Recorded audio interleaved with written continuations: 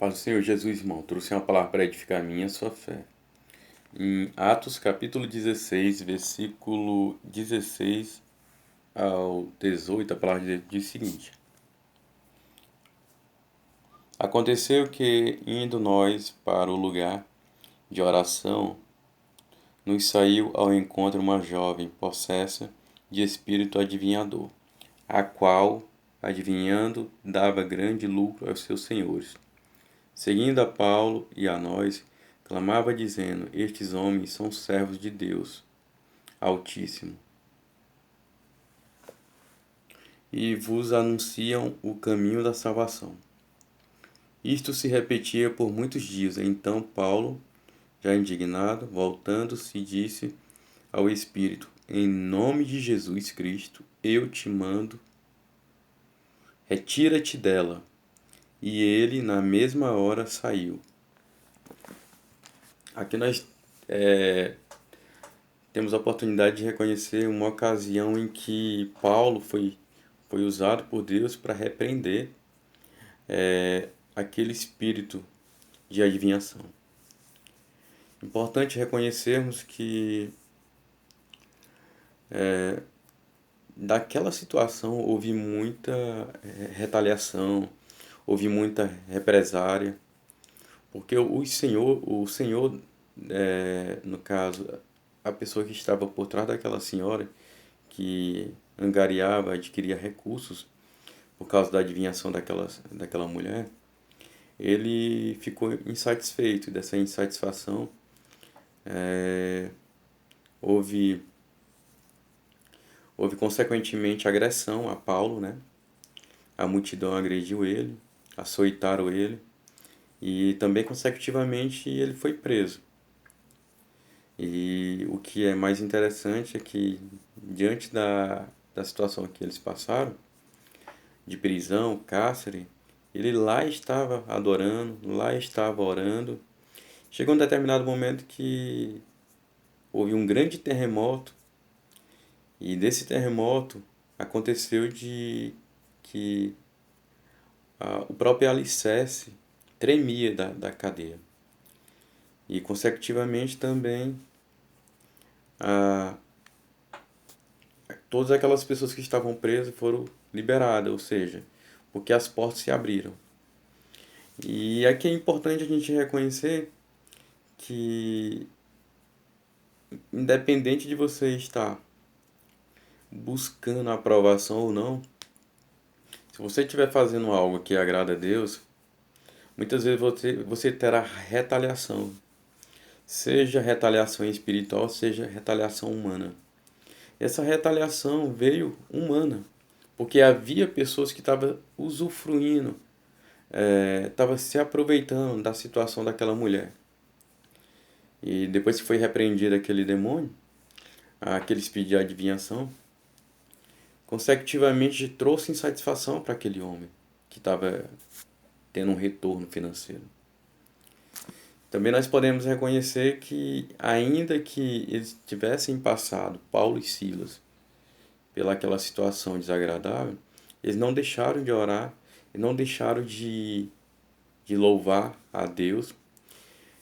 E muitas pessoas, quando passam por tribulação, tendem até a achar que Deus não está guiando, não está acompanhando aquela situação. Que muitas pessoas não conseguem entender que algumas situações é como um meio para Deus fortalecer, para Deus permitir que a pessoa se torne um vaso novo, maduro.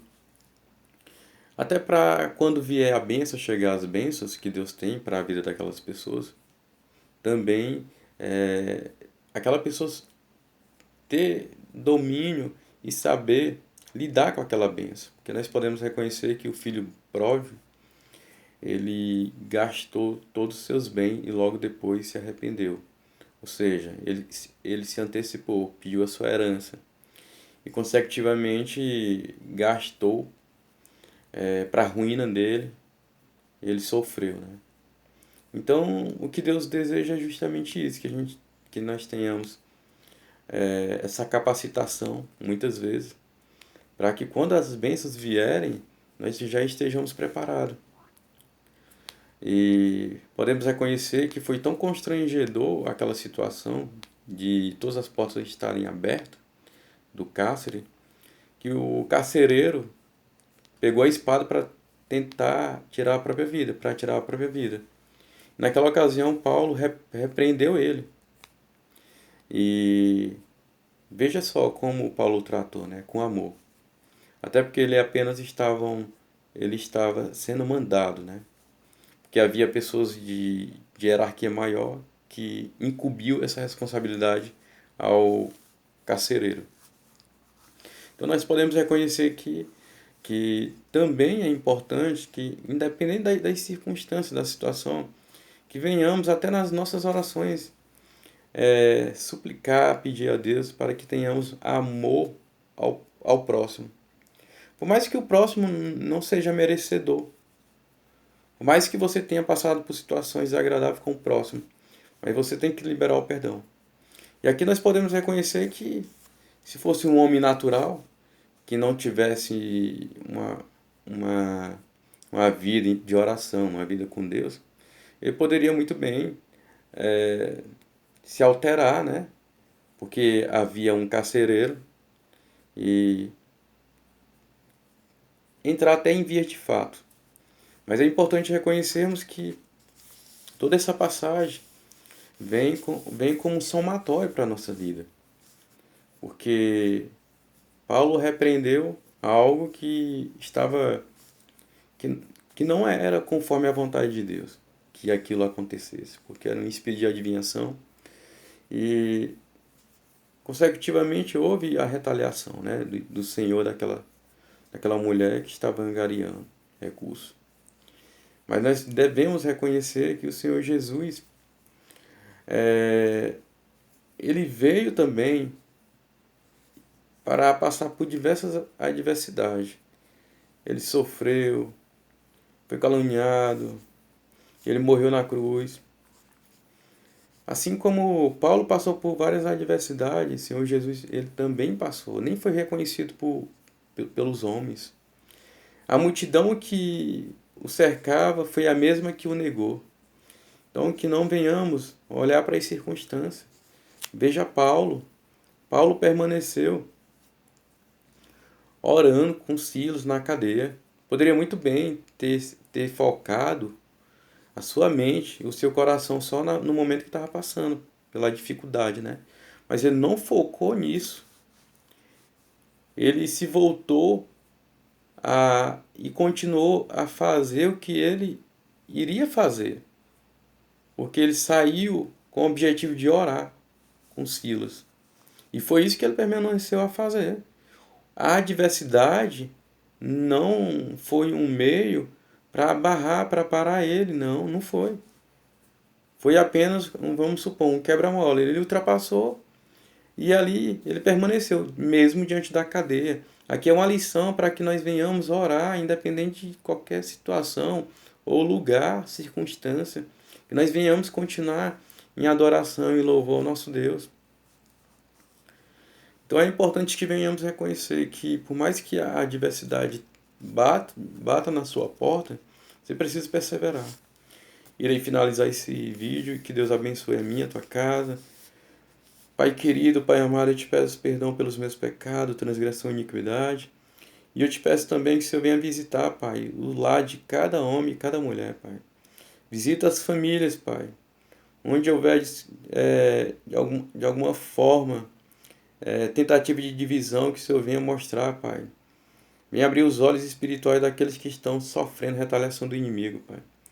E nós te pedimos, Pai, que o Senhor venha colocar no coração dessas pessoas temor da Tua palavra, como também fome e sede pela oração.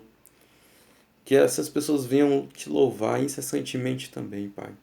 Para que elas não venham se deixar levar pelas circunstâncias, pelo momento. Porque nós sabemos que tem momento que poderá levar a consequências drásticas, Pai. Pedimos aqui, Pai, de todo o coração, para que as pessoas tenham autodomínio, Pai. Para que as pessoas estejam buscando a Tua palavra, Pai. Porque nós sabemos que a Tua palavra liberta, cura, salva, restaura, renova. E nós te pedimos, Pai, cada uma das pessoas que estejam aqui acompanhando esse vídeo, que o Senhor venha abençoar grandemente, Pai. Eu te peço em nome de Jesus, abençoa, Pai. Restaura, Pai. Vai tirando todo espírito de medo, vai tirando tudo aquilo que o inimigo tem tentado colocar para dissipar a verdade, para neutralizar a verdade diante da tua palavra. Eu te peço em nome de Jesus, Pai, que o teu povo seja igual a Paulo e Silas, que o teu povo seja igual ao Senhor Jesus, diante de toda situação, morte de cruz, voltou, ressuscitou e, e veio mostrar um grande legado de amor ao próximo. Eu te peço em nome de Jesus, Pai, restaura as vidas, as famílias, em nome de Jesus. Amém.